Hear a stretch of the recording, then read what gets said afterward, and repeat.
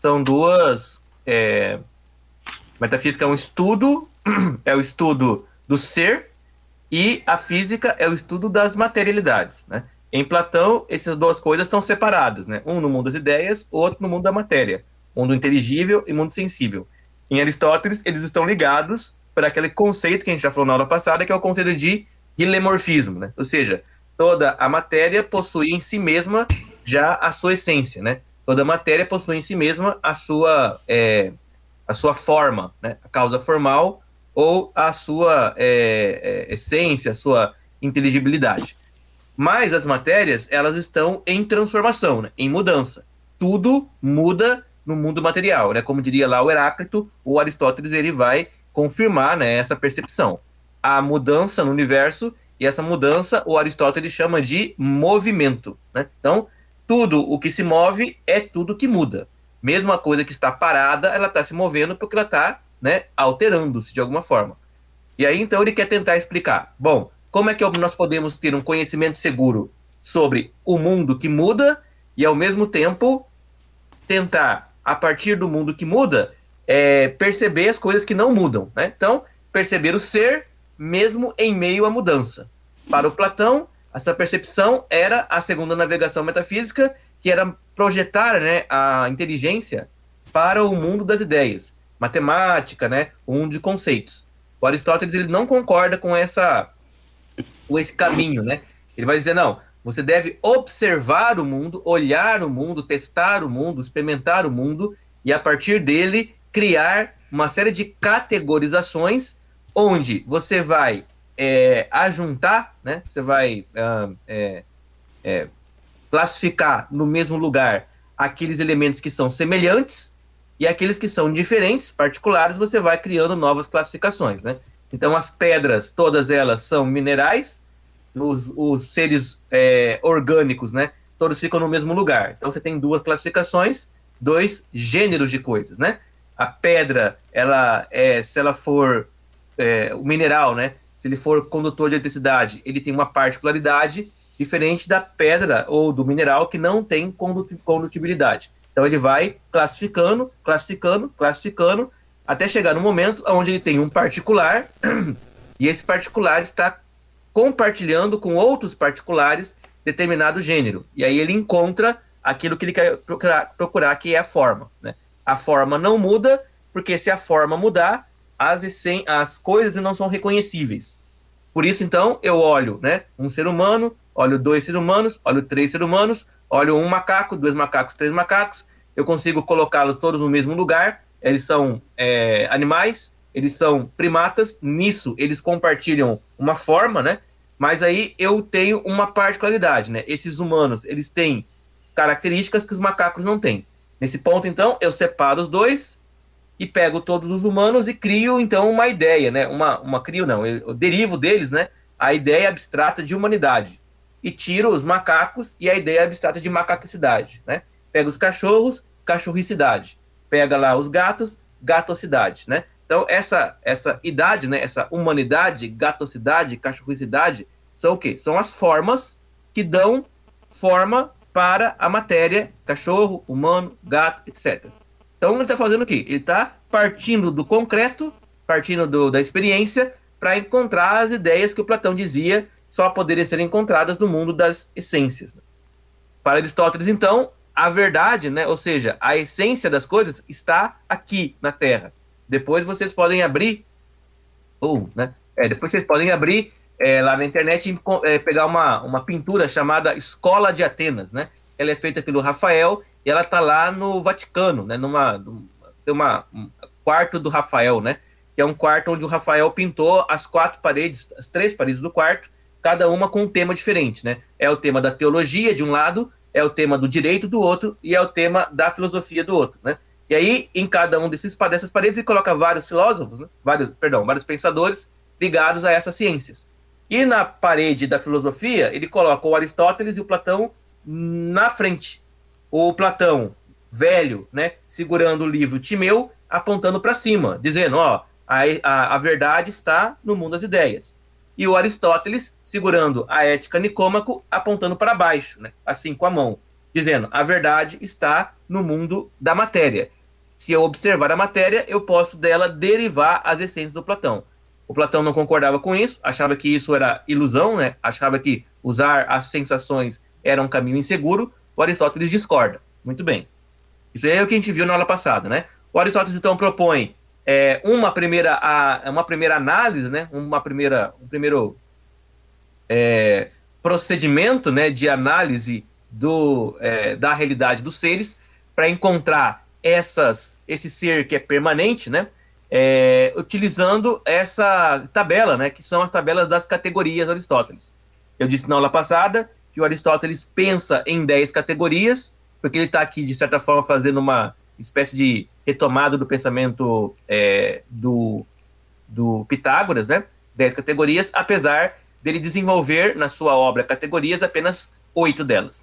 Parece que as outras duas, ou ele desenvolveu oralmente, ou ele queria desenvolver, ou ele colocou lá só para dar 10 mesmo. E para que serve essas 10 categorias? Serve para você poder dizer o que é o ser no momento em que você está tentando avaliar alguma coisa. Então você pega, por exemplo, né? Eu quero avaliar o que é o Platão, que é o Sócrates, por exemplo, né? Então eu começo lá. Qual é a substância do Sócrates? Substância é essência, né? Bom, a substância do Sócrates é a sua humanidade, né? Sócrates é um homem. Qual é a quantidade do Sócrates, né? O quanto, né? Ou seja, qual é o tamanho do Sócrates? Por quê? Porque pode ter dois homens Sócrates diferentes, né? Ou um Sócrates que é mais novo, um Sócrates que é mais velho. Um Sócrates que tinha as pernas, um Sócrates que perdeu as pernas, né? Então você está falando de qual exatamente, né? Ele tá meio que tentando especificizar um Sócrates que ele quer avaliar, né? Então eu quero avaliar esse Sócrates que tem 1,70 m de altura, né? Como, né? Com qual qualidade, né? Esse Sócrates vai ser avaliado, né? Ele vai ser avaliado como, sei lá, né? Como um grego, né? Sócrates, um grego. Com que o Sócrates se relaciona, né? Então, ele é um homem que sei lá, né? Ele é menor do que uma montanha, né? Maior do que um gato. Então, em relação a alguma coisa, o que ele é? Ele é um homem cabeludo. Cabeludo por quê? Porque ele, em comparação com um careca, tem cabelo. Mas será que ele tem mais cabelo do que, sei lá, né, o Valderrama, né? Valderrama é aquele jogador de futebol louco, né? É isso mesmo? O Valderrama, colombiano, que foi Valderrama. assassinado porque ele vacilou na Copa do Mundo e os traficantes mataram ele. O Pablo Escobar lá na época, né? Uhum. Então né? O Sócrates é cabeludo, mas cabeludo pode ser cabeludo que nem eu, pode ser cabeludo que nem o Valderrama, pode ser cabeludo, não pode ser cabeludo que nem o, sei lá, né? Que nem o Vin Diesel, né? Então, por comparação, qual Sócrates eu tô falando, né? Mas o Sócrates rapou o cabelo. Mas quando ele rapou? Então, quando eu falo Sócrates cabeludo, eu tô falando do Sócrates antes de rapar o cabelo. Então, eu tô querendo o quê? Posicionar o meu objeto no tempo, no espaço, no momento específico, para dizer, olha, é desse objeto que eu estou falando, né? Isso aqui é muito importante, né? Por quê? Porque, por exemplo, sabe que o nosso conhecimento das coisas muda e os objetos que nós estudamos também mudam, né? Nós estamos estudando, sei lá, né? A teologia reformada do Brasil, né? Bom, mas a teologia reformada do Brasil do século XIX não é a mesma do século XX. A teologia reformada do Brasil do século XXVII não vai ser a mesma do século XX também. Ela tem mudanças, particularidades. Se você não consegue pegar e falar assim, a teologia reformada do Brasil no período tal, em relação a tais outras correntes, é exatamente essa. Se você não fizer isso, você está falando sobre uma coisa tão genérica e abstrata que quando alguém vai falar para você, mas empiricamente, né? Empiricamente, onde é que você viu essa teologia reformada? Você não vai saber falar. Tá claro isso? 5/5. Então, beleza. Então, tudo que a gente vai dizer, nós temos que localizar isso perfeitamente no tempo, no espaço, na relação, no estado, no hábito, na paixão, em todas as categorias que o Aristóteles coloca para delimitar, né, recortar perfeitamente o que eu estou analisando. Para isso que servem as 10 categorias do Aristóteles, né? são um modo de conhecer a realidade, especificando ao máximo que você puder. Partindo sempre daquilo que é mais excelente, né? Que é aquilo que é mais hierarquicamente importante, que é a substância, e depois indo cada vez mais para delimitar o quê? O momento. Por quê?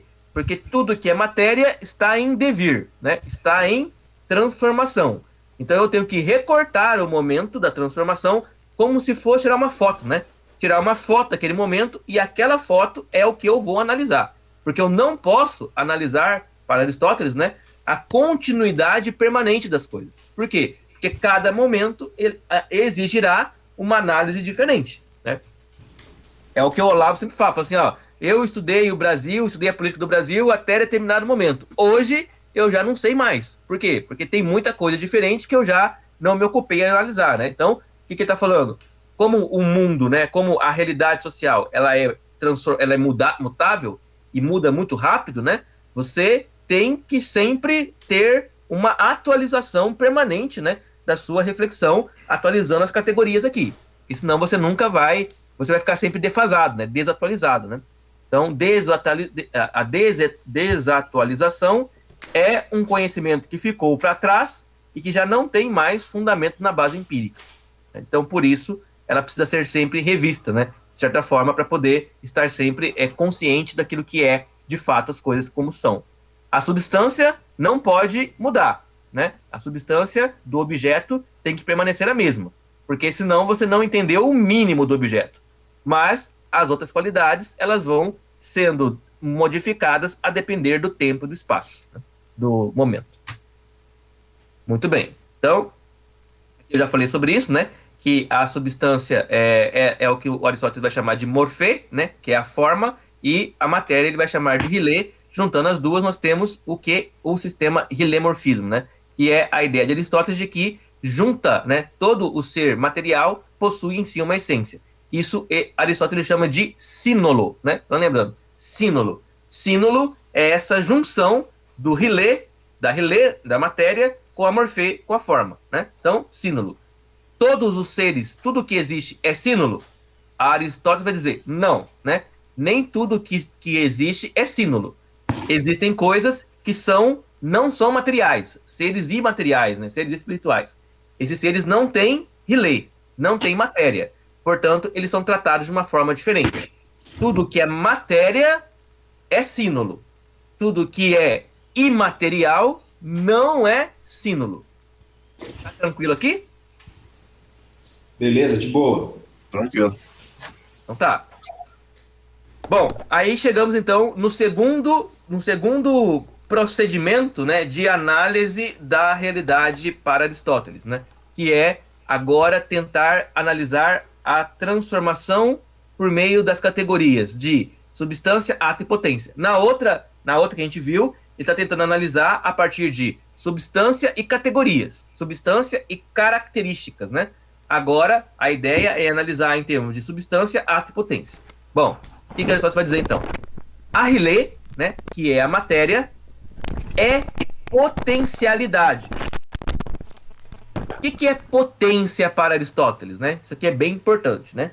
Potência para Aristóteles, né, é a possibilidade de algo se transformar em alguma coisa.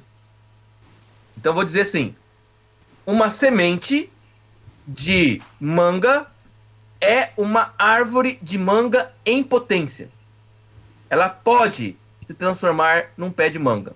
Mas uma semente de manga não é uma goiabeira em potência. Porque ela não pode se transformar num pé de goiaba. A semente, portanto, ela tem uma potência para poder se desenvolver em determinada coisa. Uma semente também tem a potência de poder ser consumida, né? Poder ser comida. Então, ela não guarda uma única potência, mas guarda mais de uma. Isso fica mais claro quando eu pego, por exemplo, a madeira, né? Então, plantei a semente, né? A árvore cresceu e eu peguei a madeira da árvore. Aquela madeira da árvore, ela é potencialmente qualquer coisa que eu possa fazer de madeira.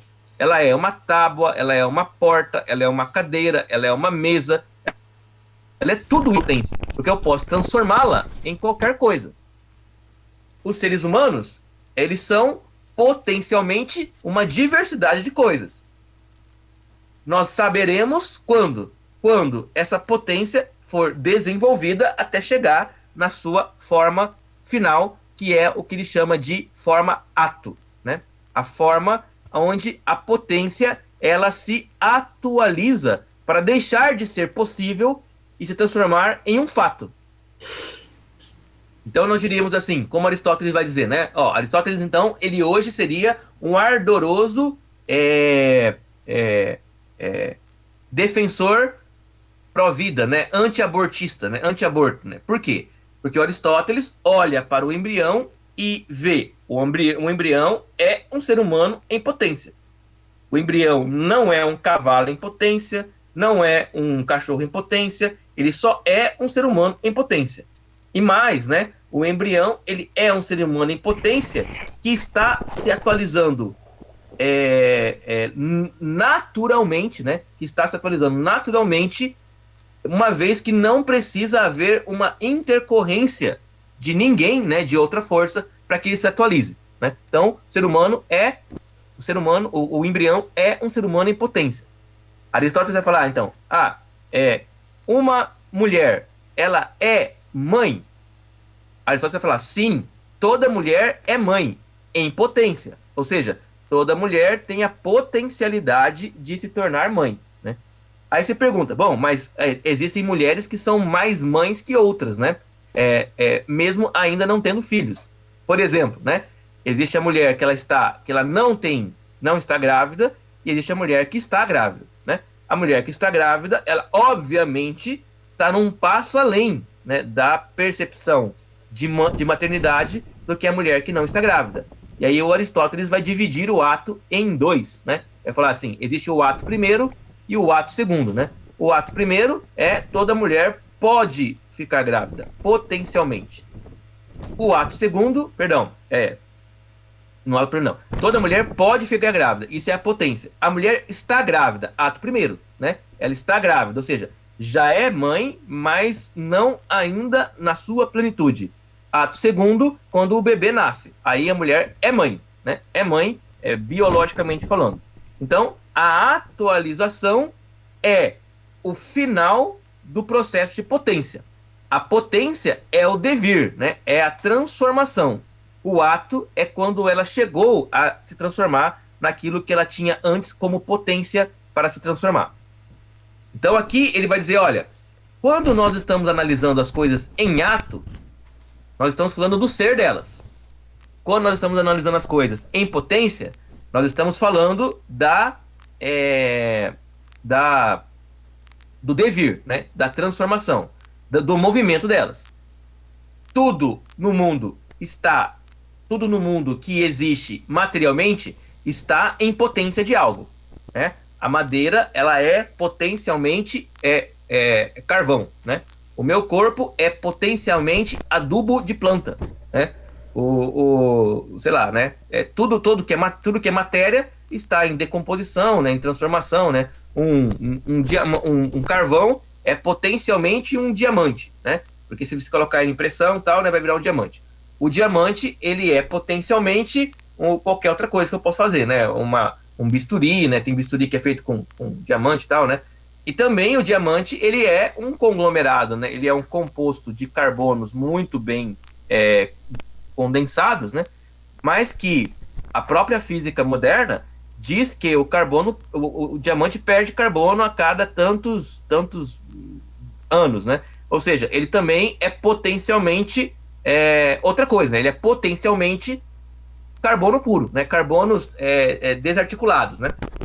O que ele é em ato, um diamante. O que ele é em potência, muitas outras coisas. Ô, Zac, Oi. para eu entender, é o seguinte: ali o sínulo é predominantemente ato. Então ele está me falando que aquelas duas formas que você ensinou na aula passada, Healy e Morph, ela é um ato. Quando você olha um sínulo, ele é um ato, porque ele está presente, né? Na sua percepção. Entendi. Só que o sínulo, por ser matéria, ele não é puramente ato. Veja bem. Ele tem Ele uma potência em si. Exato, né? Todo sínulo tem potência. Então, se ele tem potência, ele não pode ser puro ato. Ele é ato, porque eu estou vendo o sínulo, mas ele não é puro ato. Ele ainda é potência. Um filhote de cachorro é um sínulo. Ele é um ato, filhote de cachorro. Mas ele é um cachorro adulto em potência. Certo? Beleza. Então, veja bem. Quando nós pensamos, né, nas coisas, na sua forma, né, naquela causa formal, forma e essência, né? Quando nós pensamos nas coisas em essência, a essência, ela já é o ato.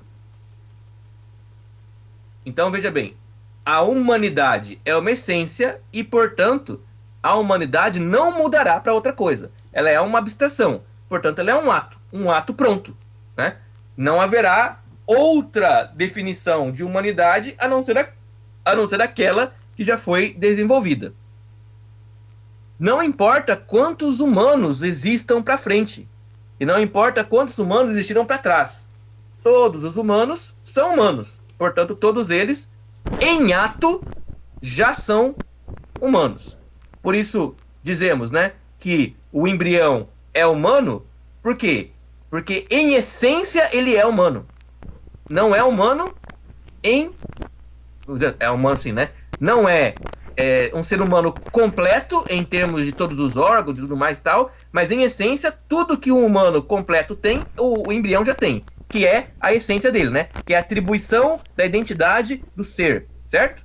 Bom, essa atribuição da identidade do ser, né? Essa atribuição da forma, né? Da essência, o Aristóteles vai chamar de entelequia, né? O que é a entelequia? Entelequia é a capacidade de uma coisa passar da potência ao ato, né? A entelequia de uma semente de mangueira é virar mangueira. Essa é a sua entelequia. Essa é a coisa para a qual ela tem que tender para poder chegar ao seu ato. Você pode perceber que existem muitas entelequias no mundo, não existe uma só, né? Para coisas mais simples, a entelequia vai ser menos plural. Para coisas mais complexas, as entelequias vão ser mais plurais. Você, enquanto ser humano, por exemplo, né, você pode se transformar em um médico, em um advogado, você pode transformar-se em pai, em um governante, você pode transformar-se em um tirano, em um bandido, em um policial, você pode virar tantas coisas, né, que estão presentes na potencialidade do ser humano, né? O ser humano pode atualizar-se nessas várias coisas. Mas um ser humano não pode, por exemplo, se transformar em um deus. Um ser humano não pode, por exemplo, se transformar em uma árvore, né? Ou, sei lá, né? Em um cachorro, né? Por que não? Porque ele não tem a inteléquia para isso. Pode falar. Não, eu ia só fazer uma zoeira aqui. Pode sim, o Benihim falou que nós somos mini-deuses. Isso, né? Bom, aí tem que definir, né? É interessante isso, né? Bom, se o Aristóteles ouvisse isso, queria falar, bom, define o que é mini-deus, né? Aí tá, mini-deus, então, é um gênero, né? É uma essência que se compara à essência de Deus. Como é que eu vou dizer que um ser imaterial, que é Deus, é comparável de alguma forma com um ser material, que é o homem, né? Quer dizer... É isso aí mesmo, ele falou que a gente tem a essência. Então, mas como é que essa essência, né, ela pode ser percebida empiricamente, né? Por quê? Bom, a essência de Deus, ela não pode ser percebida empiricamente, né? A essência de Deus, ela como é um ser imaterial, né? Você só pode pensar nela. Mas a essência humana, você pode percebê-la empiricamente. Então, quando o Benihim faz isso, ou ele está diminuindo Deus, para que ele possa encaixar Deus na essência humana, ou ele está abstraindo a essência humana de maneira a despregá-la da sua materialidade. Se fosse assim até que ia dar bom, mas ele está falando assim que nós temos o mesmo poder de criação. Se Deus criou e fez a manifestação acontecer, todo mundo, o mesmo poder que estava nele também existe em nós, é só crer. É nessa relação aí. Ele não Não, entendeu eu bosta entendi. nenhuma do que diz Gênesis, né? Ele não entendeu nada. Não, eu Ele falou entendi isso. assim, pela confissão da palavra, tudo fez acontecer. Se nós confessarmos e termos essa crença, essa fé, nós podemos tornar a existência aquilo que não existe. Então, eu entendi, mas olha só, Deus possui essa potência, né? Essa Isso. potência de fazer isso. O ser humano possui essa potência? Você tem que analisar para ver se possui. Se ele possui essa potência pode ser atualizada?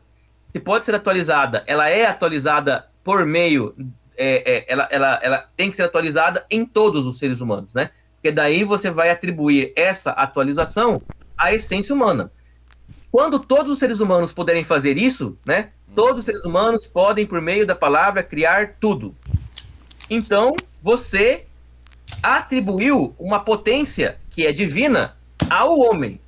Quando você fez isso, ou você diminuiu a potência divina para ela virar uma potência humana, ou você desprendeu, né, a potência humana da sua forma material e transformou ela em divina. Esse é um problema que o Aristóteles resolveria rapidamente, né? Dizendo, olha, não se constata em termos empíricos que essa potência ela seja inerente ao ser humano. Ele poderia dizer, bom, se houver a possibilidade de, por meio da confissão, alguém transformar, mudar a realidade, essa possibilidade ela tem que ser ou de todos ou de ninguém. Se é de todos, é uma potência humana e não divina. Se não é de ninguém, não é potência. É uma falácia. Nossa, isso aí é interessante, hein? Essa questão aí tem que ser todo mundo, não pode ser só uma partezinha. Não pode, porque senão você não é uma potência humana, né? Porque aí ele tá falando, não, então tá. Então, existe uma classe de seres humanos que são semideuses, né? Ou mini-deuses, e uma classe que não é. Bom, beleza, né? Então aí você já tem dois sínodos diferentes. Duas qualidades de pessoas diferentes. E aí você não pode mais atribuir a humanidade igual para as duas. Isso. Então, uns são mais humanos que outros, ou menos humanos que outros. E aí você pode começar a justificar uma série de problemas sociais, né? Problemas legais, problemas de vida social e tudo mais, né? É uma confusão lascada, né? Da reflexão, né? Da filosofia, né? Claro, né? O Aristóteles vai ter que não teve que lidar com isso, né? Mas com o problema do Cristo, né? Porque o Cristo ele tem, né? Essa questão da dupla natureza, né? Da dupla essência. Mas o Cristo ele é uma singularidade, né? Por isso que a gente não tem, ele é vamos dizer assim, um ser único, né? O Cristo é um ser único. Ele não é nem exatamente um humano, nem exatamente um Deus, apesar de ser exatamente isso mesmo, né? Ele é exatamente um humano, exatamente um Deus, sem ser exatamente um humano, exatamente um Deus, né? Ou seja, ele é um ser onde a convergência de ato e potência, ela é diferente dos outros seres. Os medievais nunca consideraram Cristo como um homem comum, né? Não sei se vocês já viram as imagens, né, de Jesus infanto, né, de Jesus criança, medievais, elas sempre desenham Jesus com traços adultos, né? O Jesus criança com traços adultos, né?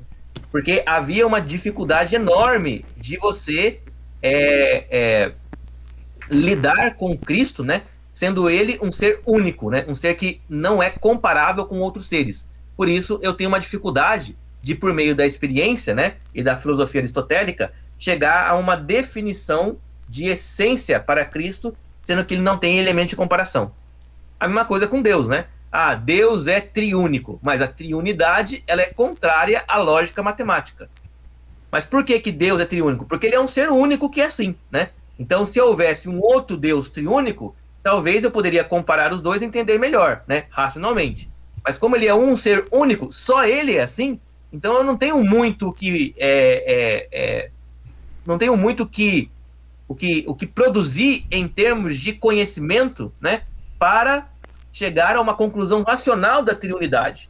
Eu aceito a triunidade como elemento de revelação e eu só desenvolvo as consequências da triunidade na filosofia, né, que é o que os medievais vão fazer, né, os escolásticos vão fazer. Ô, Zac, eu tenho uma dúvida aqui.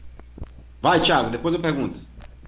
Que aí, que nem o Fred estava falando, então a nossa potência começa a partir de Cristo. Não, a nossa potência... Tudo que ele fez, nós temos potência para fazer. Não sei, acho que não. Perigoso, hein, Thiago? Não, Acho que não. Não, é empírico isso, é o que tu falou. Mas é empírico? Tudo Porque que Cristo também fez, foi posso homem. fazer? Aliás, É, porque tudo foi que Cristo homem. fez, todo mundo pode fazer? Não, mas todo mundo. Ele falou que nós faria obras maiores que ele, Então, se mas cresce. do Foi que ele tá o falando? Benjamin falou aí. Do que ele tá falando? Porque assim, agora ficou o problema, né? Você vai ter que fazer uma análise aqui sobre o que é obra. Né? Mas Que obra que ele tá tem que falando? entender que é na cabeça do Aristóteles. Pensando no pensamento do Aristóteles, não pensando com a gente agora. Então, Então, você vai falar, existia um homem chamado Jesus, Aristóteles, e ele disse para o vento, se acalme. Aí ele falou, aí ele ia falar assim, esse homem aí tem uma potência de acalmar o vento. Sim. É empírico isso. Agora tem que ver quantas pessoas conseguem fazer isso. Aí Não pegou o apóstolo Pedro, exemplo. O apóstolo Pedro também acalmou o vento. Uhum. Aí pegou o apóstolo Paulo, também acalmou o vento. A gente Isso. pode dizer que isso se tornou uma potência humana? Sim. Se fosse nesse caso, sim. Você pegou. Vai ser empírico, né? Agora sim, todos os Porque seres humanos todos podem fazer. curaram. Todos os homens de Deus da Bíblia, tu foi ver, todos curaram, botaram a mão e curaram o enfermo. Assim, Olha, vamos botar empiricamente, de 10, 7 fizeram. Então é uma maioria. Né? mas não é Estatisticamente, nós podemos se é uma dizer. maioria, já não é totalidade. Já não é essência. Empírico tem que ser total? Ué, porque assim, ó, quando eu vou falar assim pra você, ó, eu observo, eu tenho 10 humanos aqui e observo a humanidade em 3, em 7. Em 3, não. Isso não tem sentido nenhum, certo? Se você tem 3 humanos, se você tem 10 humanos e percebe uma essência em 7 deles, e os outros 3 é o quê? Então, se não é pra todo mundo... diferente nesse... Então, se não é pra todo porque mundo... Aristóteles ia falar... Será que ele ficou sabendo dos gigantes, Aristóteles? Ah, não sei. Será que ele leu? Dos gigantes? Não tenho contato com essa informação, não. Mas a ideia é assim, Thiago, ó. O Aristóteles dizia assim pra você. Quando você tá pensando em obras, aí, você tá pensando naquelas coisas miraculosas, né, que Jesus fez. As coisas miraculosas que Jesus fez, é óbvio, né? Elas estavam na potência de Jesus. E se atualizaram toda vez que ele fazia um milagre. Portanto, podemos pensar que Jesus, ele tinha a potência de fazer qualquer milagre, né? A potência estava nele, e ele demonstrou isso empiricamente, fazendo o milagre toda hora que ele queria. Não houve um momento em que Jesus quis fazer um milagre que ele não fez, ou que ele não podia fazer, né? Ele não podia fazer. Tá certo? Isso? Tá certo. Tá. Pelo menos Essa mesma estrutura cabe para os seguidores do Cristo? Eu tenho que poder fazer qualquer milagre de acordo com a minha vontade de fazê-lo. Em qualquer circunstância. Não. Então, não. Então, essa não pode ser a obra que ele falou. Por quê? Porque se for a obra que ele falou, ela não faz parte da minha natureza, da minha essência.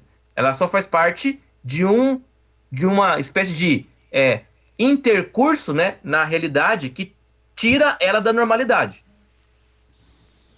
Bom, mas e se a obra que Jesus fez foi, né, você amar o próximo e cuidar dele? Isso eu posso fazer? Sim, depende. Amar Eu o posso próximo, fazer sim. isso? Então, eu posso fazer Todo isso, ser humano pode. todo ser humano pode fazer isso a qualquer momento e quando quiser. Então eu tenho a potência de amar o próximo e de cuidar dele como potência, e eu atualizo isso quando eu faço. E eu posso fazer isso quando eu quiser. Portanto, isso tornou-se, né? Isso tornou-se uma essência do homem. A essência do homem é amar o próximo. Daí a razão pela qual isso vira um mandamento para o homem. Você tem que amar o próximo, porque isto, a partir de agora, é sua essência. Por que isso é sua essência? Porque a fonte do amor ao próximo está agora presente em todos os homens. Portanto, todos os homens possuem a inteléquia, ou seja, né, a possibilidade, a inteléquia de amar ao próximo. E quando ele não ama o próximo, ele não atualiza a sua potência. Aí é como se alguém fosse um exímio corredor e ele resolvesse, sei lá, nunca mais andar, nunca mais correr. Ele pode fazer isso? Pode. Tá jogando fora a sua potência? Tá. Mas pode fazer. Ou seja, ele tinha a inteléquia para ser o maior corredor, mas ele abriu mão dela por qualquer outra razão. Então, ele desfez-se, né, da sua potencialidade. Então, pensando em termos Qual é a aristotélicos... potência, então, a potência que todo homem tem, macho? Então, quais são as potências que todos os homens têm, né? Essas potências são potências humanas, né? Todo homem tem essas potências aqui. Mas aí, Thiago, você, por exemplo, né, tem uma potência que eu não tenho, por exemplo, né? Você tem algumas características, né? Você é maluco. Qualidades, né, que eu não tenho. Potência que eu não tenho, você é maluco. E essa potência aí tem a ver, Aristóteles vai falar, né? Essa potência tem a ver com uma particularidade sua, né? Sua. E aí é aí que entra a ética do Aristóteles, né? E não tem nada a ver com o ato, né? Igual você falou, ato é a humanidade. Tipo assim. Não, a humanidade é substância. O ato é a atualização da potência.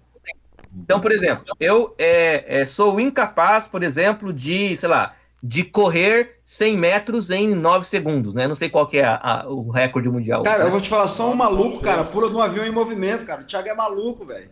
Oi? Só um maluco pula do avião em movimento, pô. Então, né? Mas se você for jogado do avião, você também vai ter... Não, assim, quero dizer assim, ó. Com certeza, vocês que são militares, vocês têm vocês desenvolveram, né, uma capacidade de resistência maior do que outros humanos, né, do que outras pessoas que não têm essa mesma. Mas, assim, olha, eu poderia ter desenvolvido isso também, né? Porque eu também tinha essa potência. Todo ser humano tem essa potência. Mas, em algum momento, eu abri mão dessa potência para outras escolhas, né? Então, eu não tenho como atualizar essa potência na mesma qualidade que vocês têm. Por quê? Porque vocês desenvolveram essa potência de maneira mais eficiente do que eu. Ah, mas você seria capaz? Eu seria capaz, né?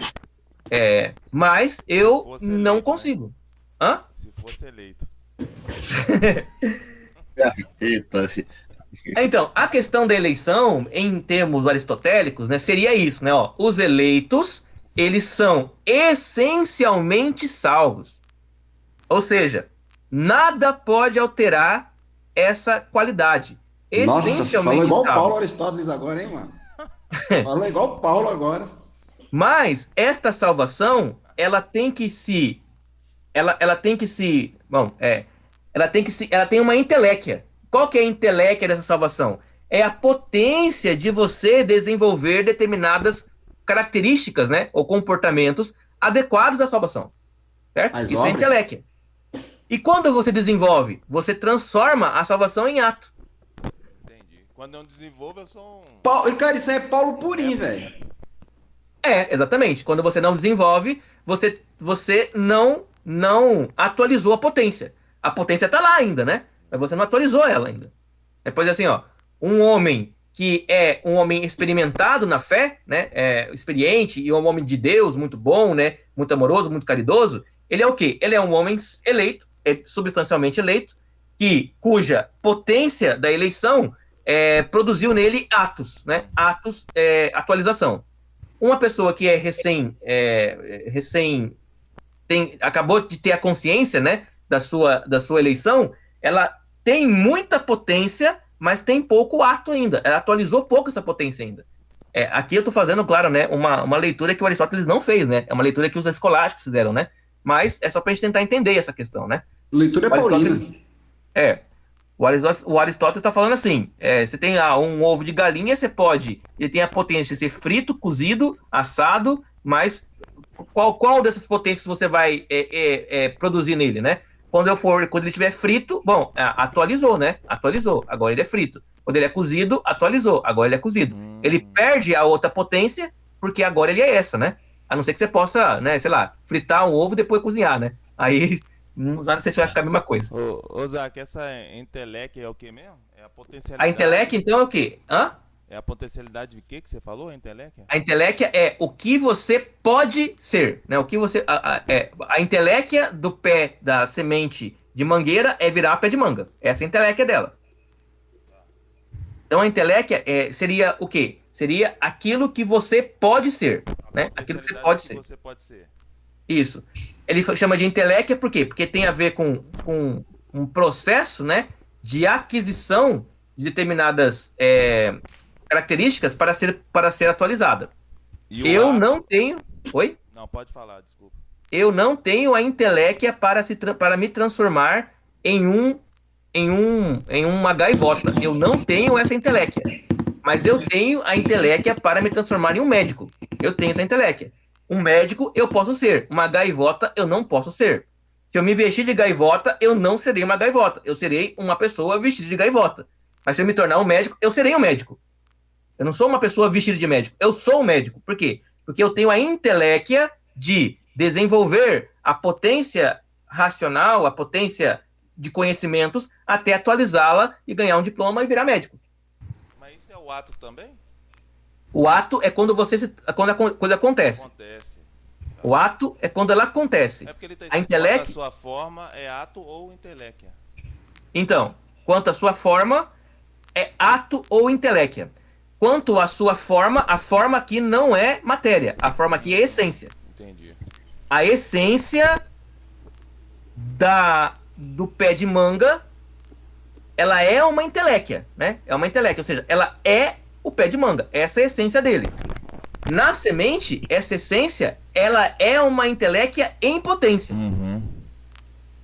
Ou seja, ela é um ato em potência. Não é um ato ainda, né? Ela é potência. Ela pode se atualizar e quando ela se atualizar, eu vou falar, essa era a inteléquia dela. Porque eu não tenho como saber a inteléquia antes do ato, né? Entendi. Então o ato é a forma final e a inteléquia Isso. é aquilo que A ela inteléquia é o pode processo. Isso. Entendeu? Ah, beleza. Isso, exatamente. Isaac, deixa eu fazer uma pergunta aqui. Então, assim, dentro do pensamento de Aristóteles é o seguinte: ele tem, para ele, a finalidade do homem é desenvolver o raciocínio, né? Isso. Essa é uma finalidade da virtude dianética. Isso, desenvolver o raciocínio. Então, ele possui determinadas potencialidades. Isso. Aí eu pergunto o seguinte: dentro do pensamento dele, pode-se considerar o homem perfectível ou não? Sim, sim. Perfectível no sentido russoniano, né? Perfectível no sentido que ele pode se Isso, aperfeiçoar. exatamente, no Sim. sentido russoniano. Sim, sim, perfeitamente, né? Ele é perfectível e, inclusive, ele só vai falar assim, ó, provavelmente o homem nasceu sem nenhuma ideia inata. Daí Sem é nenhuma... Locke, né? Aí é John Locke. A ideia do John Locke é uma ideia mais sofisticada, né? A gente não tem como saber se o Aristóteles falou isso, mas aparentemente está em consonância, né? Ou seja, o Aristóteles, ele não acreditava, ou melhor, ele nunca falou, né, que a alma humana era imortal. Se a alma humana não é imortal, a alma humana, ela não contém conhecimentos eternos, né? Porque se ela não é imortal, ela pode morrer, se ela pode morrer, outra alma pode nascer. Então nada garante que a minha alma não tenha sido criada comigo, para esse corpo aqui, entende? Em Aristóteles. Em Platão, não. Em Platão, a alma é imortal e ela reencarna. Aí ela carrega consigo conhecimento, certo? Sim. Em Aristóteles, nós não temos essa afirmação. Aristóteles não conseguiu, por meio da sua filosofia, que a gente conhece, né, chegar a confirmar a imortalidade da alma. Por isso, fica a dúvida, né? E aí há uma possibilidade de a gente interpretar Aristóteles como um empirista clássico, né? Daqueles que falam que todo conhecimento humano só pode vir por meio da experiência. Mas a mente humana é uma potência de adquirir, né, de processar conhecimento, e ela é igual em todos os homens. Aristóteles vai falar, todos os homens, né, homens masculinos, né? Só Mas que aí, pode falar, pode continuar. Só que em alguns ela atualiza, em outros não. E a razão de que para alguns atualiza e outros não tem a ver com uma série de categorias, né? Quem é você, onde você nasceu, quem é sua família, qual que é o país que você nasceu, quanto você comeu, quanto você não conseguiu comer, quanto você conseguiu estudar. Tudo isso vai entrar na conta, né? Para você saber por que determinada pessoa ela desenvolveu a sua potência racional até chegar em uma inteléquia suprema, superior, né, um superdotado, e o outro não. Então, assim, acho que você já falou isso, né? O caminho de Platão e Aristóteles são caminhos contrários, eles partem de origens diferentes. Mas Isso. existe, olhando para o pensamento de Aristóteles, existe em algum momento no indivíduo a possibilidade de ele não ter tido algum tipo de experiência para ele desenvolver determinado ato? Existe a possibilidade do indivíduo Desenvolver alguma ação sem antes ter tido uma experiência? Não, não existe. Para Aristóteles, não. O que acontece é que você pode desenvolver uma ação que não tem uma correspondência exata com uma experiência, mas com várias. Você pega 20 experiências diferentes, junta todas elas na sua cabeça e constrói uma ação diferente das 20. É o processo de abstração e de conceituação. Então, eu vi o fulano matando o outro. Eu vi o outro fulano agredindo. Eu vi o outro fulano não fazendo nada. E eu não concordei com nenhuma dessas três e vou propor uma ação diferente das outras três. Bom, você conseguiu propor essa ação por quê? Porque você experimentou outras e foi meio que fazendo um jogo na sua cabeça, né? De abstração e de oposição. Eu não quero essa, eu não quero essa e não quero essa. Então eu tenho os modelos e aí eu vou pensar em um quarto modelo, né? Esse modelo não existe na realidade, eu vou tentar aplicá-lo, mas ele existe como lastro na realidade, como oposição a modelos que existem. Deu para entender ou não?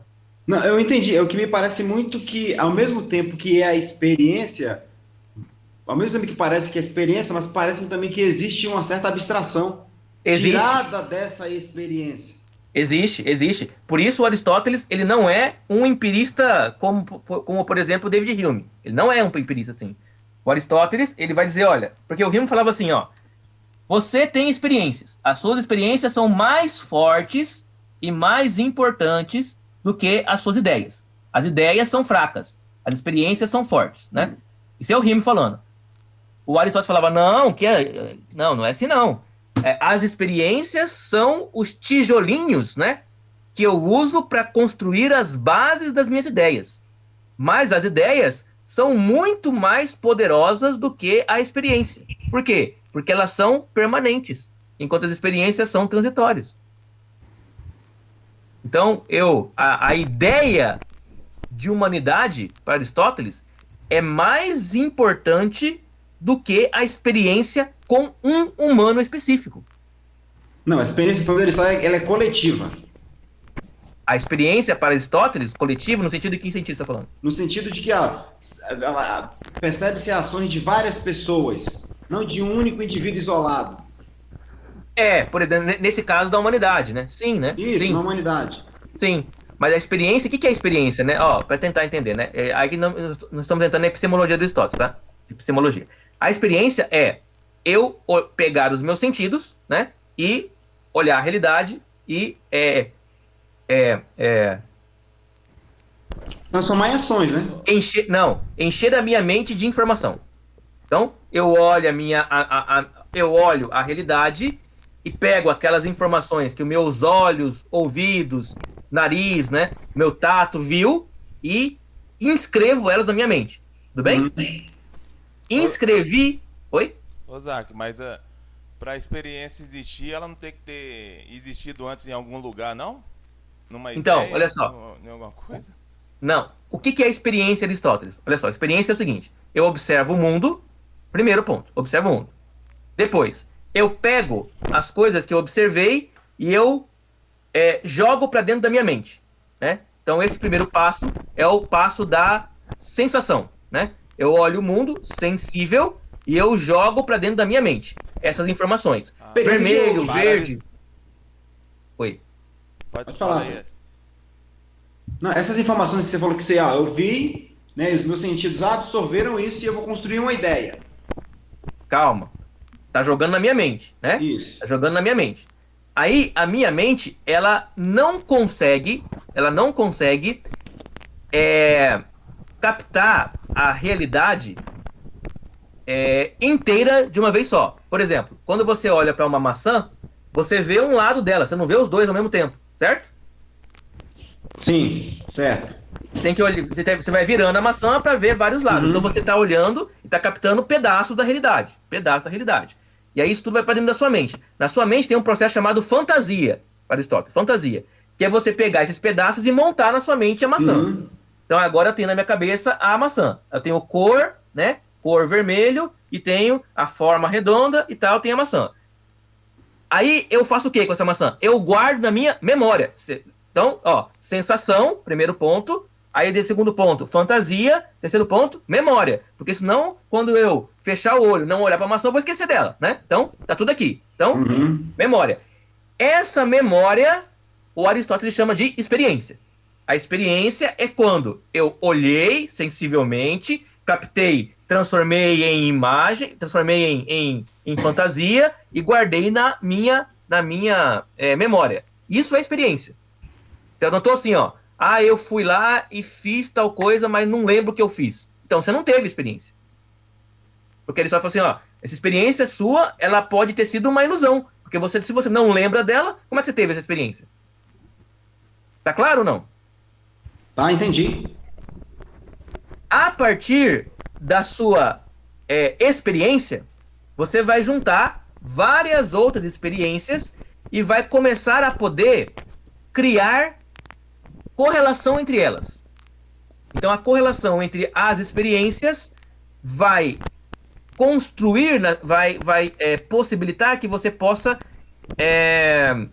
fazer aquilo que ele chama de abstração, né? Então, eu pego uma maçã e pego a experiência da maçã, ela está na minha memória, né? E eu olho a cor azul. E eu posso, então, pegar a cor azul e aplicar a maçã e criar uma maçã azul.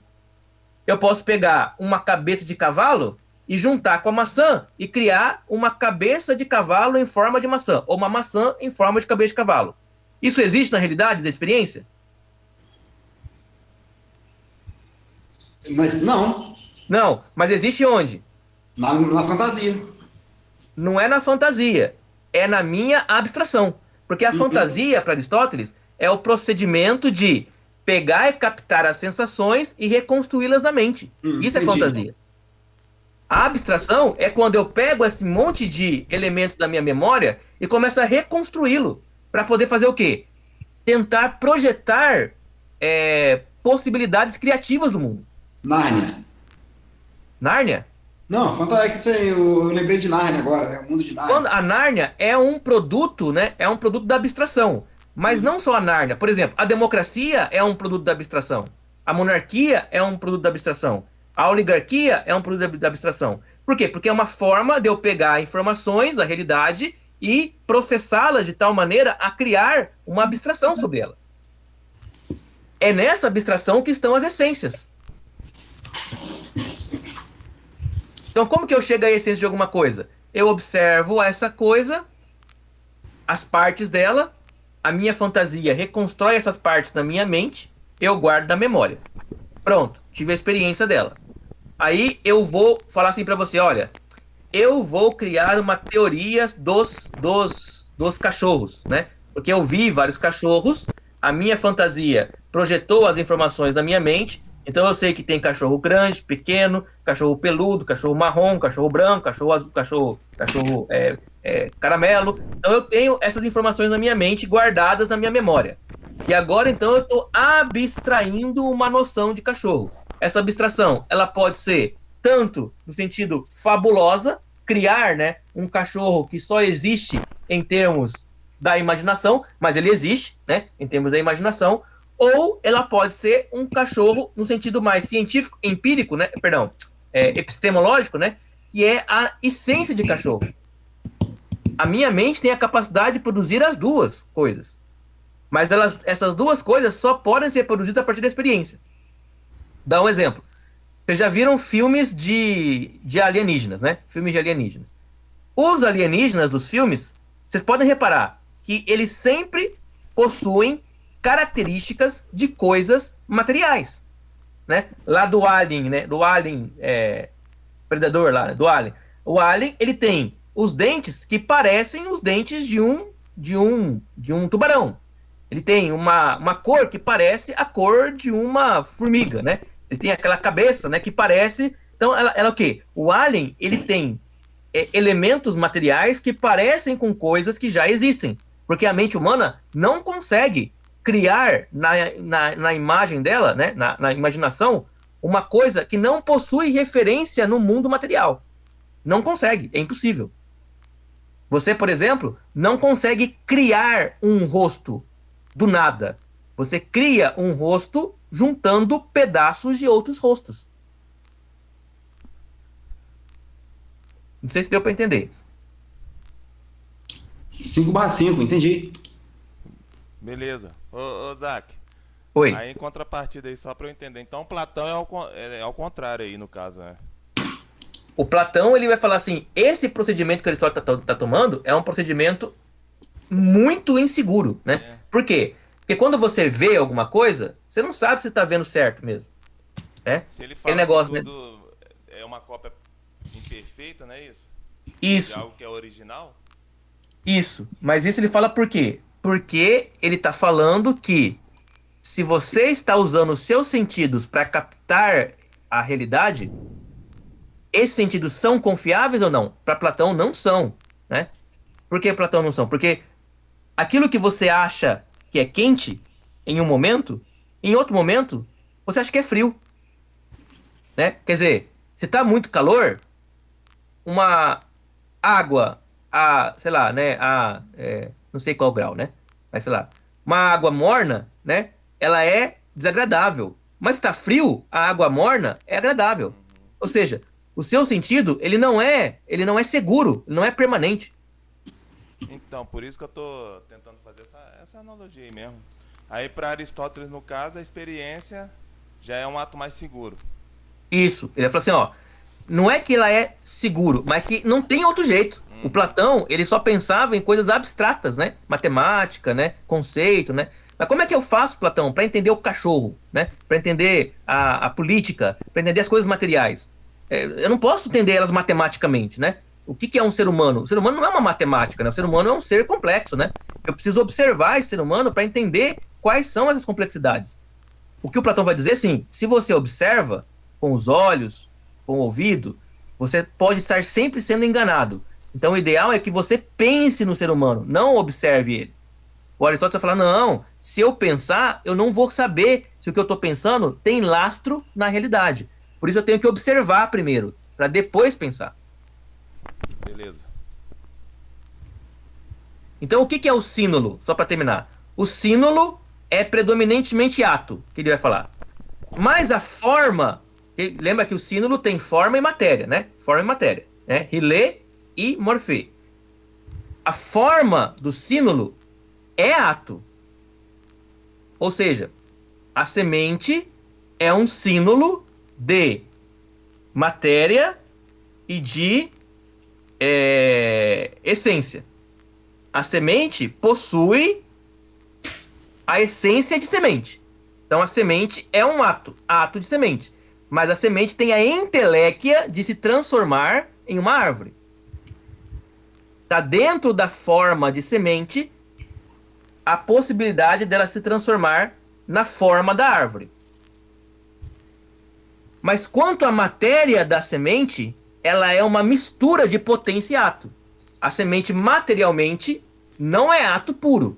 Ela é matéria, potência, portanto, né? Ela pode virar uma árvore ou não. E ela também é ato, porque ela pode ser, ela é uma semente naquele momento e ela poderá ser uma árvore em outro momento. Tá tranquilo isso? De boa, tá de boa. Sim, tá ok. Então vamos em frente. Agora, o que acontece quando nós pensamos em coisas não materiais? Porque a semente é uma coisa material. E a coisa não material, ela tem ato e potência? Aí o Aristóteles vai dizer, ó, todas as coisas que têm matéria possuem menor ou maior potencialidade, né? Então tá, uma semente possui uma potencialidade de virar uma árvore, é uma menor potencialidade.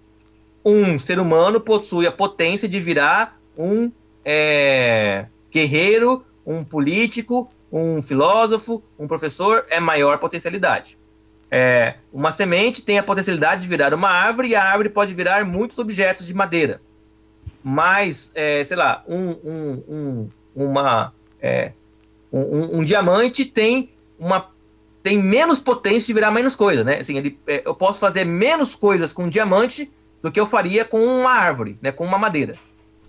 Então, algumas coisas têm mais potência, outras coisas têm menos potência. Potência aqui não é poder, tá? Potência aqui é a possibilidade de virar outra coisa. Tá claro? Tá de boa. Mas os seres imateriais não possuem potência. Por que eles não possuem potência? Porque eles não podem mudar. Deus não possui potência. Por quê? Porque ele não pode mudar. Por que ele não pode mudar? Porque ele não é matéria. E só matéria que muda. Deus, então, não possuindo potência, o que ele possui? Apenas ato.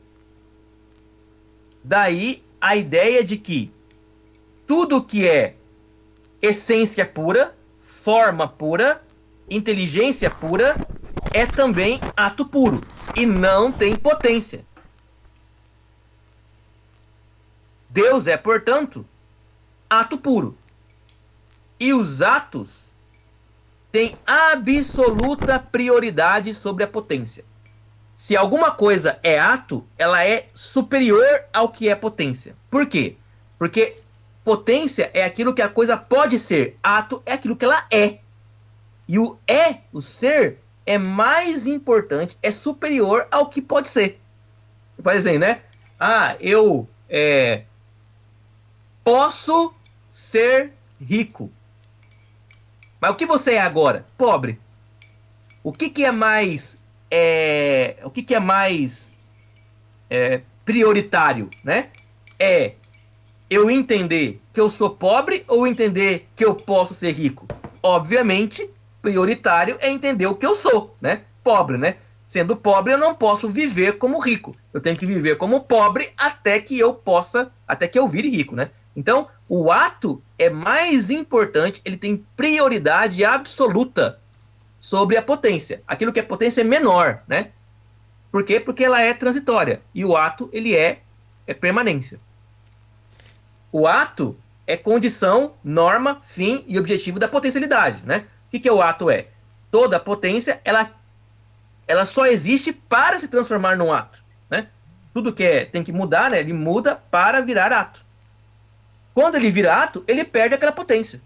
Né? Perdi a potência para virar ato puro. Né? Então o ato é mais importante. Por isso o ato é ontologicamente superior, pois é o modo de ser das substâncias eternas.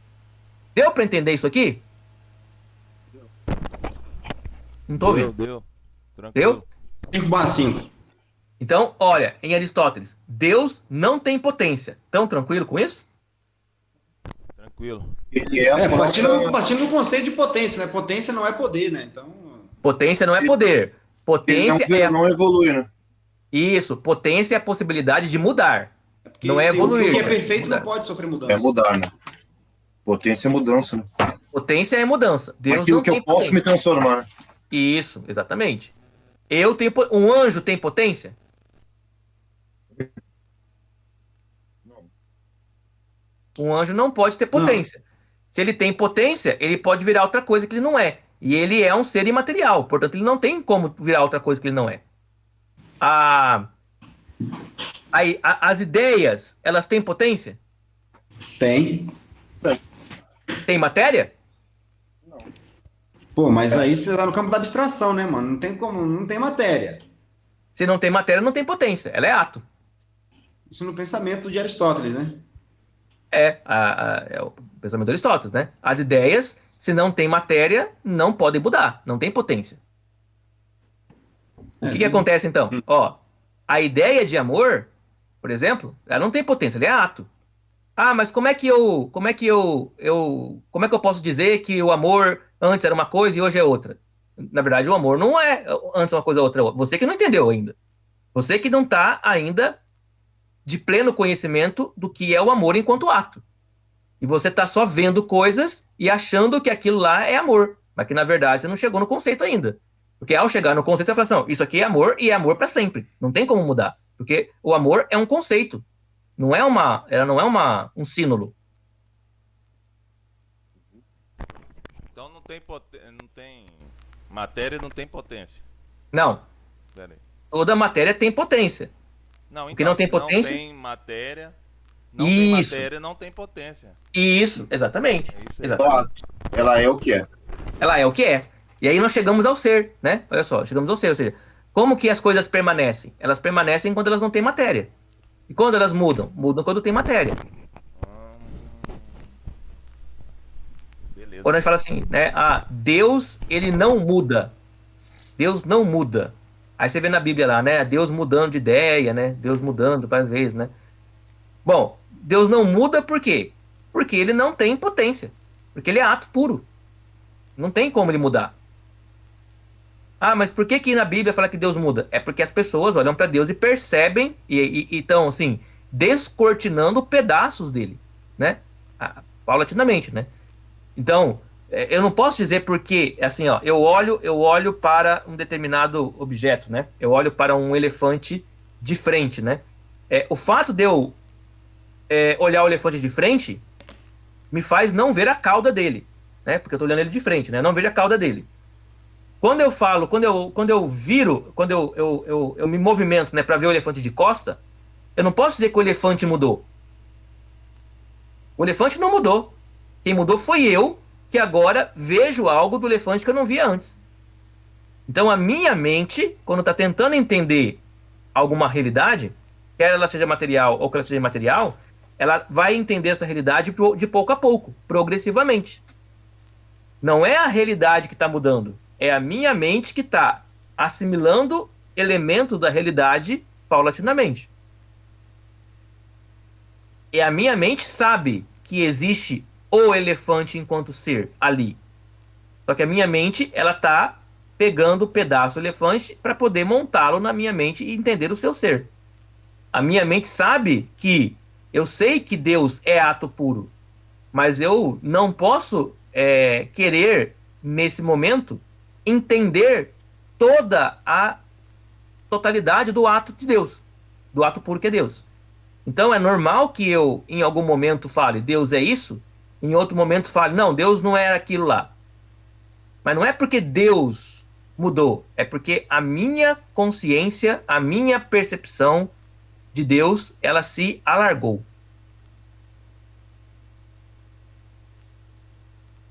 Tá tranquilo?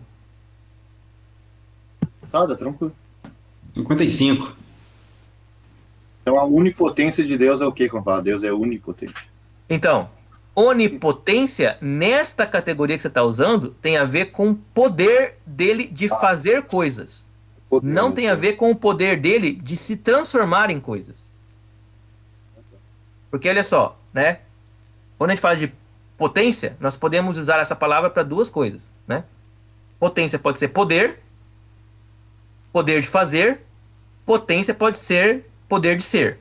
Poder de fazer, poder de ser. E são coisas diferentes, né? Então ele como um ato, ele pode fazer o que quiser. Ele como ato... Ah, tá.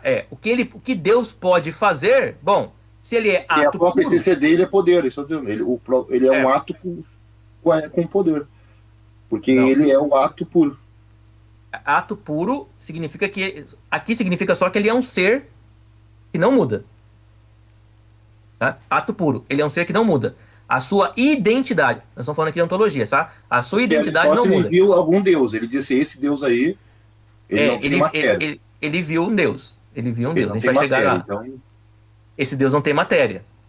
Mas para Aristóteles, esse Deus não faz nada. Ele não tem isso que eu queria chegar. Não tem nada. Ele não tem uma ação intencional no mundo, né? Ele não tem ele não tem desejo. Porque se você tiver desejo, você tem que ter potência. Porque o desejo é o quê? É a vontade de ter algo que você não tem. Entende? Isso é o que a gente chama de deísmo, né? Hoje, né? Chamaria de deísmo. Deísmo. É muito próximo disso. O Deus Aristóteles é muito próximo de um deísmo. Perfeitamente, né?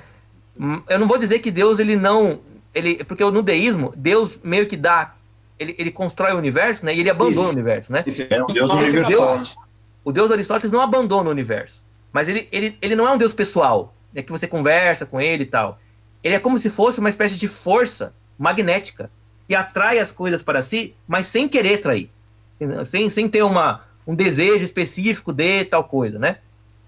Por que ele fala que Deus é uma força magnética? Porque se Deus é ato puro, né, ele é perfeição, certo? Se Deus é ato puro, ele não pode mudar. Se ele não pode mudar, é perfeito, correto? Uhum. Todas as coisas que existem querem ser perfeitas, né? Eu quero ser perfeito, você quer ser perfeito, o animal quer ser perfeito, o universo quer ser perfeito. O universo quer se aperfeiçoar, ele quer se transformar em uma coisa estável, né? Estável, ou seja, não mais ter potência, mas ter ato puro.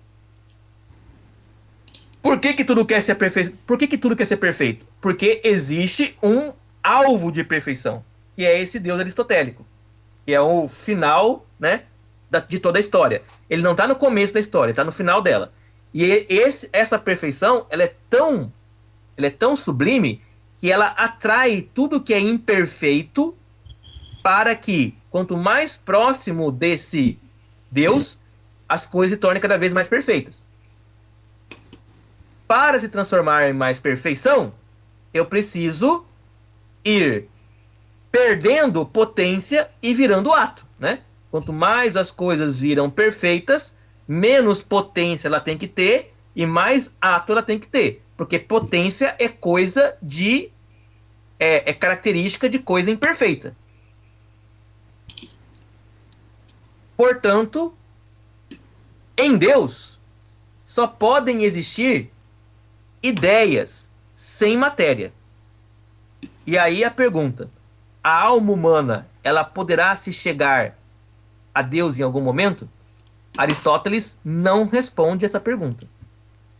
Ele não sabe dizer o que acontecerá com a alma humana quando ela alcançar o máximo da perfeição. Ele vai meio que nos informar, assim, meio que en passant, que a alma humana perfeita é uma alma sem corpo. Mas nós não sabemos se o Aristóteles acreditava que a alma humana se tornaria parte da divindade. Aí ficamos sem saber. Os escolásticos vão dar uma solução para isso, né? Eles vão dizer que Deus irá transformar não apenas a alma humana, mas o corpo humano em coisas perfeitas. E um corpo humano perfeito é um corpo humano que não tem mais potência. Ele só é ato puro. O corpo glorificado é ato puro. Ele não muda nunca mais. Alto e claro. Se bem que Agostinho já tratava disso também, né? Já não, né? Porque o Aristóteles está aqui 300 anos antes de Cristo, né? E o Agostinho 400 depois, né? Ou seja... dá diferença de 600 anos. O que eu digo é o seguinte, ele falou que Aristóteles não respondeu, né, essa pergunta, né? Você falou aí que ele não respondeu essa pergunta sobre... não lembro agora como é que foi, sobre a alma...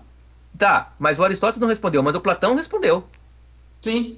Né? E o Agostinho, ele faz o quê? Como tu avançou lá para os escolásticos, entendeu? Então, os escolásticos já é depois de Agostinho, né? Mas é por que eu falando do escolástico? Porque são os escolásticos que vão ter que discutir com o Aristóteles. Porque o Agostinho não conhece o Aristóteles. Ele não tem acesso às obras do Aristóteles. Porque elas se perderam naquele momento histórico do Agostinho. Elas só vão ser reencontradas mais para frente. O Agostinho, ele vai ler o Platão. Então, ele vai retomar o platonismo, né? E vai cristianizar o Platão. Pô, super mais fácil, né? O platonismo é uma filosofia que tem uma proximidade com a religião muito grande. O aristotelismo não tem essa proximidade. Por isso ele é muito mais difícil você relacionar o Aristóteles com o cristianismo. E quem vai fazer isso? Os escolásticos. Por isso quando eu falo aqui, os escolásticos vão resolver isso. Não é que Agostinho não resolveu, é que Agostinho não discutiu com Aristóteles. Portanto, ele não resolveu o problema do Aristóteles, né? Ele vai resolver o problema de outra coisa. Então essa influência de Aristóteles deu em tudo, né? Tipo assim, sistematização de coisa, de escrito, né? Que tudo. Tanto o cara lá, o Jaquino, né? Como é que chama? Tomás de Aquino. Tomás de Aquino, ele escreveu pra caramba. Eu acho que influenciado por isso, pela história que você tá contando aí, né? É completamente, assim, não é, acho que influência é pouco pra dizer, né? É mais do que isso, um né, cara? estilo de vida, né? É uma devoção. Exatamente. Se tem, assim, um cara que assim, que o Agostinho falou, que o Tomás de Aquino falou, ó, esse cara aqui é ombro a ombro comigo. É o Aristóteles. Assim, ó, o Aristóteles não é inferior a mim. O Aristóteles é ombro a ombro comigo. Ele eu sou o que sou porque o Aristóteles existiu. Então, assim, é uma coisa assim, ele é um discípulo do Aristóteles na mais plena categoria, né? E olha que interessante, né? Na época do Tomás de Aquino, era a época que estava sendo construída a ideia de universidade, né? De faculdade, né? De educação, de escola. E é nessa época que o Aristóteles reaparece. Por isso que a nossa escola, ela é aristotélica, nesse sentido. Ela tem tanta classificação de tudo. Você pega lá, né? Ah, eu vou estudar matemática, física, química, biologia. Aí na química tem química orgânica, inorgânica, tem sei o quê. Tudo é classificado por quê? Porque na época que foi inventada a escola, era a época que Aristóteles tinha ressurgido na Europa. Então, juntou as duas coisas e a nossa tradição até hoje é essa. Lembra, o Aristóteles, ele era médico, ele era filho de médico, né? O pai do Aristóteles, o Nicômaco, ele era médico. Qual é a faculdade mais tradicional do mundo hoje? É a medicina, né? A medicina, né? É a medicina. Os primeiros cursos de universidade eram medicina, teologia e direito. E qual é o segundo curso mais clássico do mundo? Direito, né? Direito. E o que é o direito? O direito é a classificação de leis, de regras, né? Tem aqui, ó, Código Penal, Código Civil, Processo Civil, aí tem a lei puxa com a outra, e uma tem que estar alinhado com a outra, tudo numa lógica aristotélica. Direito é puramente aristotélico e a medicina puramente aristotélica. E a teologia? A teologia escolástica é completamente aristotélica. Tanto que você vai ter teologia sistemática. O que é sistemático? Você coloca lá pneumatologia, soteriologia, escatologia. Coloca assim, ó, esses são temas desta área e aqueles são temas daquela. Isso é classificação, tudo aristotélico. Tudo aristotélico. A importância do Aristóteles para o mundo moderno é assim, ele fundou a sociedade moderna, a sociedade ocidental.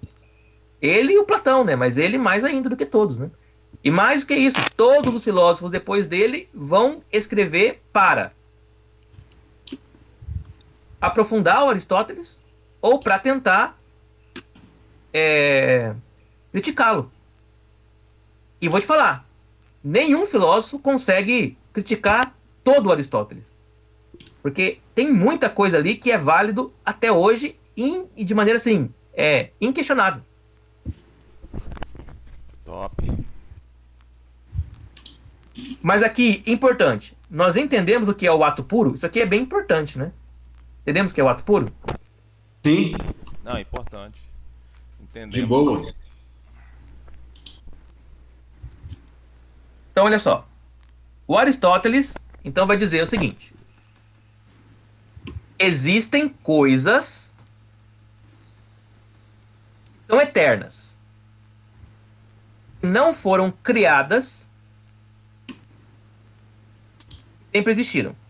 Essas coisas são, fundamentalmente, o tempo e o movimento.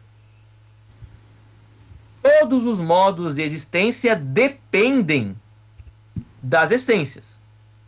Então, o que é modo de existência? As coisas materiais. Tudo que é material depende da essência, das substâncias. Algumas substâncias são corruptíveis, mas se todas assim fossem, não poderia haver nada incorruptível. Então, como vamos entender isso aqui? Olha só. Algumas substâncias são corruptíveis, né? Bom, é possível que eu misture duas coisas. Deixa eu pensar melhor. Quando eu penso, por exemplo, em um anjo, né? Em um anjo, eu sei que esse anjo, ele, em algum momento, poderia se rebelar contra Deus. E, portanto, ele deixaria de ser anjo para se transformar em demônio. Um anjo é um tipo de substância que possui uma potencialidade de corrupção, de virar outra coisa, apesar de não ter matéria. É uma substância corruptível. Isso é só para substância, matéria não existe, não entra nisso? Toda matéria é corruptível, toda matéria. Então, Da como se substância... fosse um militar que se tornou vagabundo, então. Isso, perfeito, perfeito. Você é militar, mas depois você se transformou em um vagabundo. Ou seja, o é militar ou é um militar corrupto. Um militar corrupto é uma essência que se degenerou. Certo? Certo.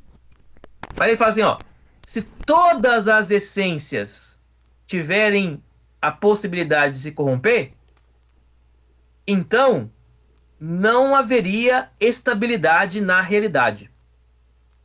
Algumas substâncias não podem ser corrompidas. Elas não podem deixar de ser o que são. Porque elas é que dão estabilidade para o conhecimento. Eu só conheço a realidade porque algumas substâncias são estáveis. Estáveis. Por exemplo, né, a justiça ela tem que ser uma substância estável. Porque se ela não for, eu vou começar a achar que coisas injustas, na verdade, são justas. E vice-versa. A bondade ela tem que ser uma substância estável. Porque se a bondade puder mudar, uma coisa que eu vou achar atribuir como bondade, em termos conceituais, eu vou ter que mudar quando ela se corromper. Então, algumas coisas têm que permanecer. O tempo e o movimento, para Aristóteles, são substâncias incorruptíveis. Ou seja, o tempo nunca deixou de existir. E nunca poderá mudar. E nunca deixará de existir. E nem o movimento. Tempo é o quê? Né? A passagem, né? Passagem. Movimento é o quê? É a percepção de mudança. Tempo é eterno. Então, Aristóteles, ele é o primeiro a criar, né, categoricamente, filosoficamente, o conceito de eternidade. O tempo é eterno. E o movimento é eterno porque ele determina o tempo. Como é que eu sei que o tempo passou? Eu sei que o tempo passou porque uma coisa mudou.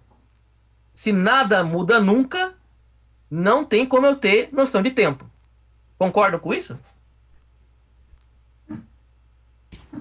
Repete aí. Eu só sei que o tempo passou porque as coisas mudam. Sim, entendi, alto e claro. Concordo. Certo? Então, você imagina, né? Uma paisagem, né? Se nada naquela paisagem mudar nunca, eu vou achar que ela era sempre igual. Então eu não vou perceber que o tempo passou.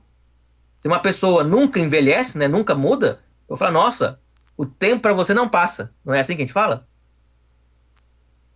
Isso é exatamente isso. Ô, Zac, então incorruptível tempo e espaço. São substâncias incorruptíveis. Então, e essa mudança...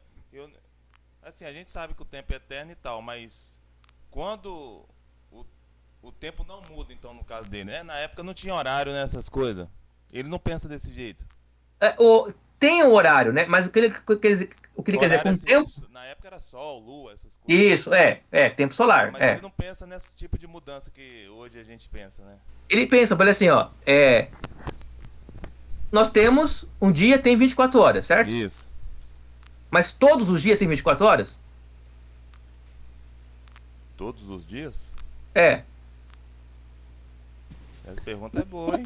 Não, o horário foi convencionado no foi dia, você não tem. A precisão não é de 24 horas, né? E não vai ter 24, é 23 horas e alguma coisa e nunca vai ser preciso. Depende, certo. Porque assim, quando eu tirava serviço, tinha um dia lá de domingo pra segunda que era 30 horas o serviço. Entendeu? Era Unibanco que a gente chamava, serviço Unibanco, 30 horas. Saía só 1 hora da tarde, ficava 8 horas. Então pra gente o dia aí era 30 horas. A gente brincava assim. Então, mas aí você tá meio que... Abstração. Você tá fazendo meio que uma espécie de uma fábula ali, né? Todo dia tem 24 horas. Isso, então, se todo dia tem 24 horas, então todo dia tem o mesmo tempo. Beleza. Ah, tá, entendi. O tempo Essa é igual. mudança não é mudança na essência da parada, né? Isso, exatamente. Ou seja, essencialmente, todo o tempo é igual. É Todo o tempo é diferente de igual. uma árvore que nasce pequena e depois cresce, Isso, depois dá perfeito. fruto, o tempo nunca muda. O tempo nunca muda, né? Ou seja, Entendi agora. 20 anos é 20 anos sempre. Nunca vai Eu ser. tinha isso na minha cabeça, mas alguém explicando desse jeito assim, eu nunca tinha prestado atenção. Melhora, né? Ele só coloca. Aristóteles é o cara do bom senso, né? E do óbvio, né? Ele fala assim, ó. Isso aqui você sempre soube, mas eu tô só explicando pra você como nomear isso, né? Porque se você nomeia, você começa a conseguir entender a coisa, né? Se você não consegue dar nome pra uma coisa, você não consegue saber nada sobre ela, né? Então, vamos nomear as coisas para entender. Então, o tempo é eterno, por quê? Porque ele sempre existiu. Ele sempre existiu. E o tempo, ele deriva do movimento, por quê? Porque sem movimento eu não tenho percepção de tempo. Mas que movimento é esse? É o movimento do universo, do cosmos. Então o cosmos está em movimento eterno. E esse movimento eterno acontece porque o tempo é eterno. Olha só o que ele está falando aqui. Então, movimento e eternidade são essências que não são corruptíveis. Logo, Aristóteles não acredita em criação. Ele não acredita nisso. Tá, qual é a diferença, então, de eterno para infinito? A diferença é que eterno... No pensamento aristotélico. O eterno... não tem fim. O infinito, ele é uma coisa que tem começo, portanto, ele é uma coisa criada, né? Com começo, e ele não termina. O eterno é uma coisa não criada. Eu falo assim, ó, Deus é infinito. Isso é errado, teologicamente falando. E Deus... Por que é errado? Porque ele foi criado em algum momento. Exatamente. Deus é eterno. Isso é correto. Por quê? É criado. Para Aristóteles, o infinito, ele não existe. Não existe nada que seja infinito. Entendi. Porque se uma coisa é criada, ela vai desaparecer em algum momento. Não tem como. Mas, se uma coisa não é criada, ela não é desaparecível. Ela é eterna. E o que não é criado? O tempo, o movimento e o próprio universo. O universo não é criado. Por isso, o universo, para Aristóteles, é eterno. O que vai mudar é a configuração das coisas do universo, né? Pode ser que o planeta Terra deixe de existir e um outro planeta ganhe vida. Mas o universo permanecerá imutável. Atomicamente imutável, né? Nada que existe no universo hoje não existiu um dia e deixará de existir para Aristóteles. Claro que ele não está pensando em Big Bang nem nada disso, né? Pensando assim, o universo como eu conheço, ele é uma configuração de átomos que se juntaram nessa forma e que podem se reconfigurar em outras formas.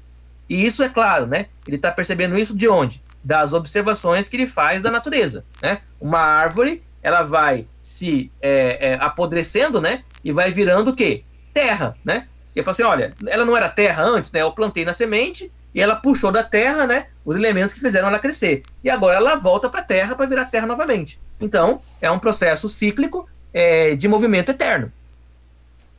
Esse negócio de infinito, eu acho que você comentou aqui uma vez. O infinito para Aristóteles é absurdo. Infinito não existe, né? Não existe. O infinito é só uma palavra utilizada matematicamente para entender os números, né? Os números. Né? Os números, eles teriam a qualidade infinita, mas só como figura de linguagem. Porque não geralmente usam o infinito junto com o eterno, né? Pelo menos a maioria das pessoas usam. Então, tá errado isso, né? Tá errado. Nós poderíamos dizer que a nossa alma, ela é infinita. Porque ela foi criada. Se você entender que a alma foi criada no momento, né? E entender que ela é imortal, logo a alma é infinita. Né? Mas não é eterna. Tá vendo por que a gente não pode nunca se qualificar como Deus, né? Porque só Deus possui o atributo de eternidade. Só ele possui esse atributo. Mais nada possui. Para Aristóteles, né, o universo inteiro possui esse atributo. Porque o universo inteiro, de certa forma, ele não é divino, né? Ele não é Deus, né? Mas ele sempre existiu junto com Deus. E nota como é difícil para um grego antigo, né, como Aristóteles, né, entender a existência de um Deus fora de um universo. Quase impossível isso, né? Nem a gente consegue entender isso direito. No princípio criou Deus. O Lennon tá fazendo lá, né, o curso do Gênesis, né? No princípio criou Deus os céus e a terra. Muito bem, mas o que havia antes do princípio? Deus. Tá, e Deus estava onde? Aí onde a Bíblia se cala, eu me calo também. E aí você vai pedir para um grego, né, usando a razão dele, chegar a uma conclusão racional da existência de um Deus sem universo, é pedir demais, né, para ele, né? Então ele vai dizer, olha, não, se Deus existe, ele tem que existir no universo. E se Deus é eterno, perfeito e imutável, o universo também tem que ser isso, para poder conter, para poder possibilitar a existência de Deus.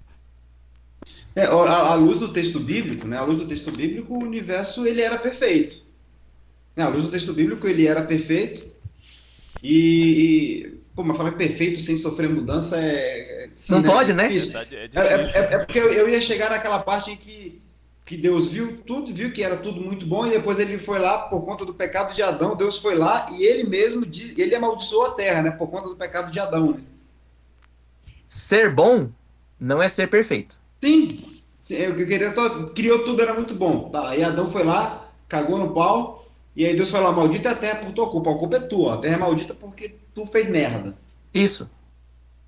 E aí sofreu uma mudança, se tu sofre mudança já não pode ser perfeito. Perfeito, é isso aí. Então a terra, por isso que nós não adoramos a terra. Uhum. Porque a terra, ela é um ente que não possui perfeição. A pergunta, e o novo céu e a nova terra serão perfeitos?